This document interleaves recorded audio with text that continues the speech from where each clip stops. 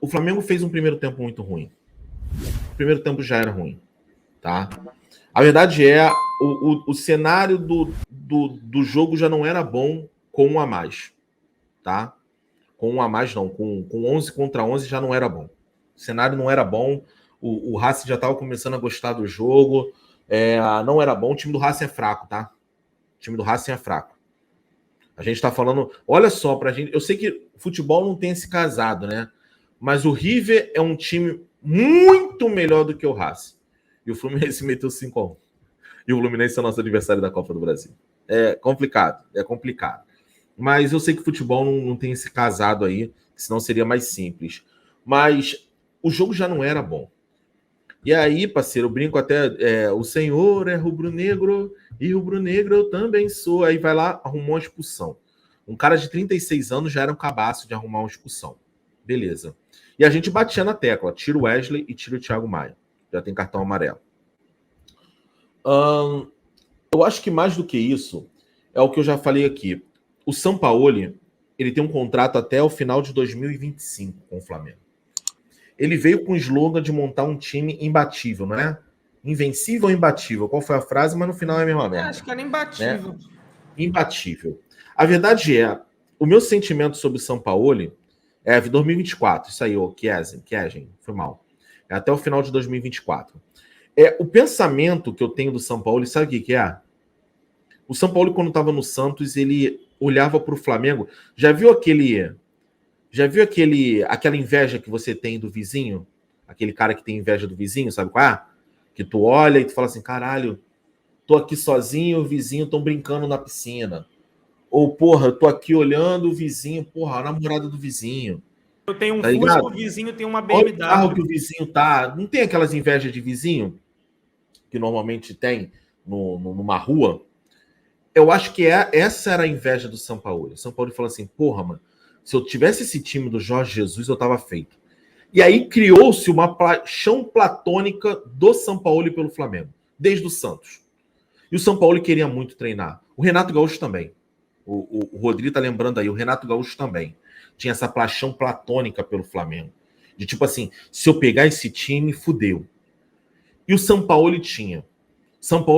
O Sampaoli, ele identificou que o dia que me derem a chance de treinar esse clube, eu vou dar um salto gigantesco na carreira. Eu vou dominar o futebol da América do Sul.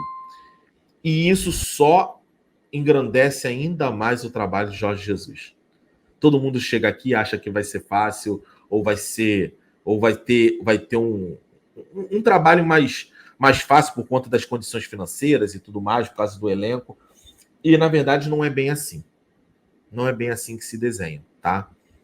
O Flamengo é um campo minado de várias coisas e que tem muita incompetência no meio, tem muita acomodação. Eu vi esses dias alguém falando que o São Paulo... Na verdade, chegou no Marcos Braz, depois do sorteio contra o Fluminense, falando o seguinte, e aí, vai ser revanche contra o Fluminense por conta da perda do título do Carioca? E o Braz fala, não, revanche nenhuma. Esse time ganhou 2 Libertadores, 2 brasileiros, 2 cariocas, uma Copa do Brasil. Vocês entendem que os títulos do Flamengo, eles servem como desculpa para fracassos.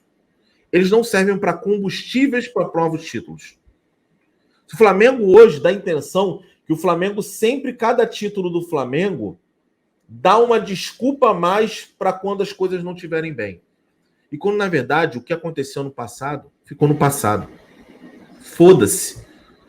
Torcedor não é assim, irmão. Torcedor vai olhar o presente. O presente e o futuro. O passado a gente já comemorou. Mas voltando ao jogo.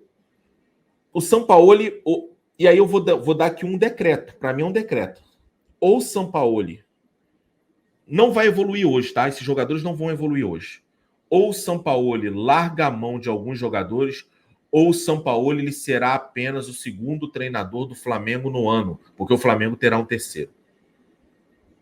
Sabe por que eu tô falando que o Flamengo vai ter um terceiro? Porque com o futebol que o Flamengo apresenta hoje, o Flamengo pode ficar de fora da primeira fase da Libertadores num grupo, talvez o grupo mais fraco que o Flamengo pegou desde 2019.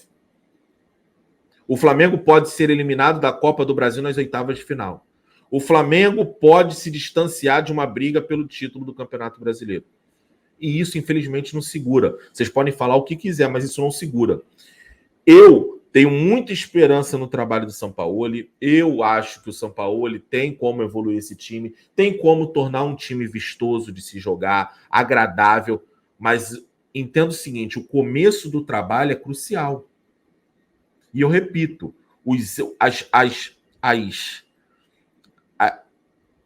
o trabalho do Sampaoli não pode começar do zero, tem que começar com os erros do Vitor Pereira para ele não se repetir. Ele hoje abraçou muito jogador que não vai entregar nada para ele agora. Não adianta a gente viver de esperança. O Thiago Maia não entrega nada. E não vai entregar no próximo jogo e não vai entregar no próximo. Ele só vai entregar, sabe quando? Quando ele sentar o cu dele no banco, quando ele sentar o cu dele no banco e saber que tem que evoluir para voltar para o time. O Vidal hoje foi um a menos. O Everton Ribeiro ganhou um sócio torcedor para assistir o jogo no campo. O filho da puta do Gabigol é ídolo, isso não apaga. O filho da puta do Gabigol perdeu um gol feito mais uma vez. Impedido ou não, perdeu mais um gol feito. Esse filho da puta não entende que, de repente, ele tem que ficar um pouquinho mais tarde, ou ele tem que procurar alguém do Flamengo e falar assim, ó, eu vou treinar 20 minutos a menos que os demais. Sabe por quê? Com 20 minutos eu tenho que treinar a finalização. Eu tô com um momento péssimo para finalizar. E esses gols vão culminando também na pressão. A verdade é, se o Gabigol tivesse concluído uma das duas chances que ele teve contra o Botafogo, não tinha toda essa pressão em cima do Flamengo para esse jogo. Vocês entendem que todas as ações dos principais jogadores também resultam no que a gente está vivendo hoje. O Gabigol, e eu tive esse debate, o Cleitinho falou, eu hoje tiraria o Pedro. Hoje o Cleitinho foi bem crítico ao Pedro. O Pedro realmente não jogou porra nenhuma. Mas quando vem as duas substituições, o Arrascaeta e o Bruno Henrique, eu falei, não se tira o Pedro. Sabe por quê? Porque é o seguinte, quando você tira o Pedro, você praticamente... A área ela fica abandonada. Porque o Gabigol, ele é muito bom, né? O Gabigol vir no microfone, pegar a porra do microfone e falar assim, não, eu conversei com o Vitor Pereira, eu quero jogar de 9. O Cleiton tá de prova. Eu falei umas 5 vezes, depois que o Pedro saiu, umas 5 vezes, o Gabigol vindo buscar bola no meio de campo. Faltando 5 minutos, o Gabigol estava no meio de campo. E aí eu pergunto pra você, esse cara quer ser 9? Ele quer ser 9 é o caralho. Ele quer a porra de tumultuar a porra do ambiente. Porque com Pedro ou sem Pedro, o estilo de jogo do cara é o mesmo. Sabe o que incomoda o Gabigol? Que o Pedro tá marcando gol pra caralho, viado. Vamos jogar, vamos botar os pingos nos is. O Pedro não influencia em nada no que o Gabigol faz em campo. Ah, com o Bruno Henrique o encaixe é melhor? Ótimo, concordo com você. Mas a porra do Pedro não influencia em nada na fase do Gabigol, porque sem o Pedro, o Gabigol joga do mesmo jeito. Quando você quer um jogador na área, tá o Pedro buscando bola no meio. Gente, Thiago Maia, Pulgar, Arrascaeta, Everton Ribeiro, Bruno Henrique, depois entrou Cebolinha. Se eu precisar do Gabigol para vir buscar bola no meio, é que todos esses jogadores estão mortos. E o Gabigol nem é o pica da armação. Se o Gabigol precisa vir para o meio de campo para armar, manda o restante do time embora. Então vamos parar com isso, que só joga um ou outro. O Gabigol está incomodado pela fase do Pedro. Antes, o Pedro era artilheiro da Libertadores, artilheiro da puta que lhe pariu, melhor jogador da América, mas o Gabigol estava fazendo gol, nego. Agora, com o Gabigol não fazendo gol e o Pedro, a distância tá fazendo isso aqui, isso incomoda o cara. Voltando. O Sampaoli. O melhor jogador do banco de reserva do Flamengo se chama Matheus França. O melhor jogador do banco do Flamengo se chama Matheus França. E sou eu que acho? Não. É o campo que tá falando. O moleque fez um bom jogo contra o Coritiba, jogando como titular. Contra o Nublense entrou bem. Contra o Nublense eu não lembro, mas contra o Inter entrou muito bem. Contra o Maringá eu não vi o jogo, mas contra o Botafogo o moleque deu uma luz no time.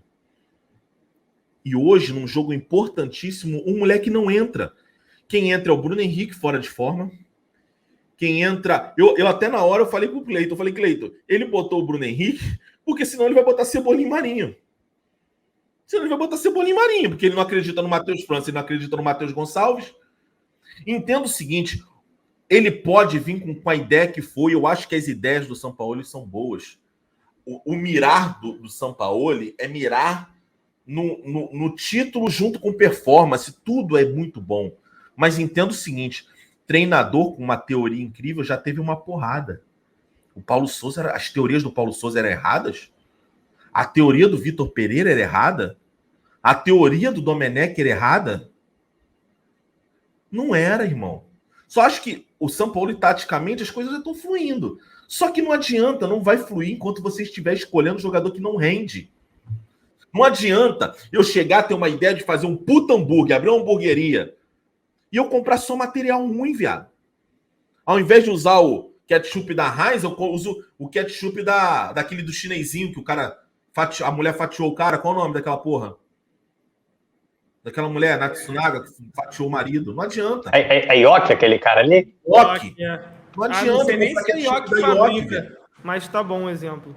Mas tá bom o exemplo. Tá Bota entendendo? predileta, pô. Predileta. Predileta, não adianta, irmão.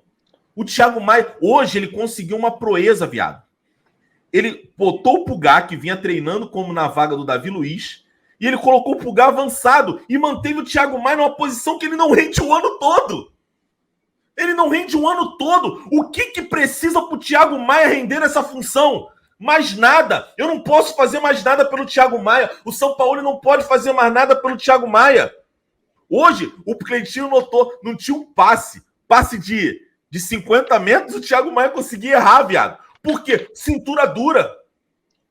Eu até achei, falei, pô, ele era casado com a evangélica, de repente, porra, a mulher não cobra uma malemolência legal? Porra, continuou, até isso separou já.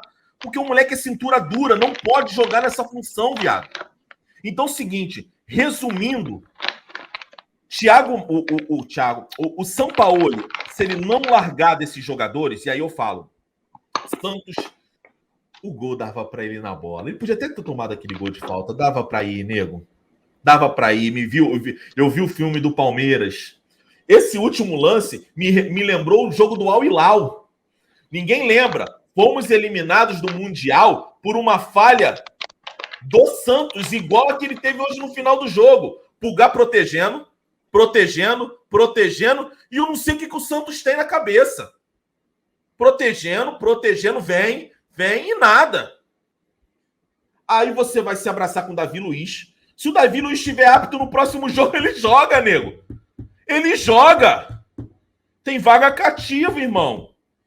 Aí o Thiago Maia, o pior jogador do ano é o Thiago Maia. O pior jogador do ano é o Thiago Maia. E ele não sai do time. Especialista em bola recuada. O Vidal, pelo amor de Deus, é um inútil. O Vidal é a pior contratação da era Landim. É a pior decepção da era Landim. Aí você junta isso com a porra de um Everton Ribeiro que não consegue. Hoje o Everton Ribeiro não fez nada. E um Gabigol que tem alergia à área. Não, eu quero jogar de 9. Se quer jogar de 9, irmão, só pode jogar você ou Pedro. Então é o seguinte, se o treinador te escalar, você fala assim, ó, ou eu ou Pedro.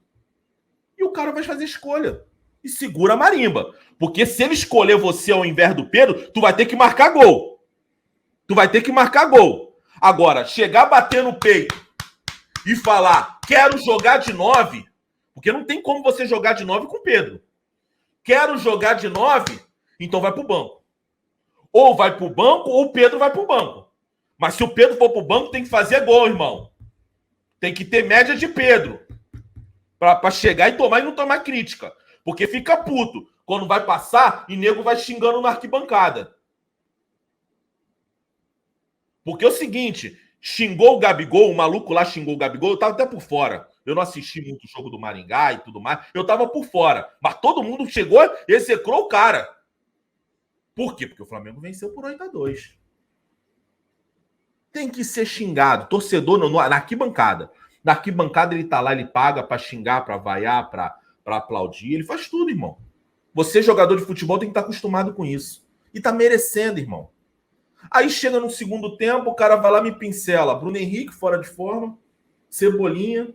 O Arrascaeta voltando. Pô, até fiquei com uma expectativa em cima do Arrascaeta, que acabou não vingando. Matheus França não entra. Matheus Gonçalves não entra. O Igor Jesus esquece, galera. O Igor Jesus esquece. Se o Pulgar não tivesse apto, ele ia arrumar uma outra formação, ele não vai botar os meninos. O Sampaoli, se ele não... E só resumir no final das contas. Deixa eu resumir que eu já estou me alongando. Se o Sampaoli não largar desses caras, ele não resiste mais 2 meses no Flamengo. E isso pra gente vai ser trágico. Vai ser trágico, porque demitir um treinador agora, ter o terceiro treinador do ano, pra mim, é dizer adeus à temporada.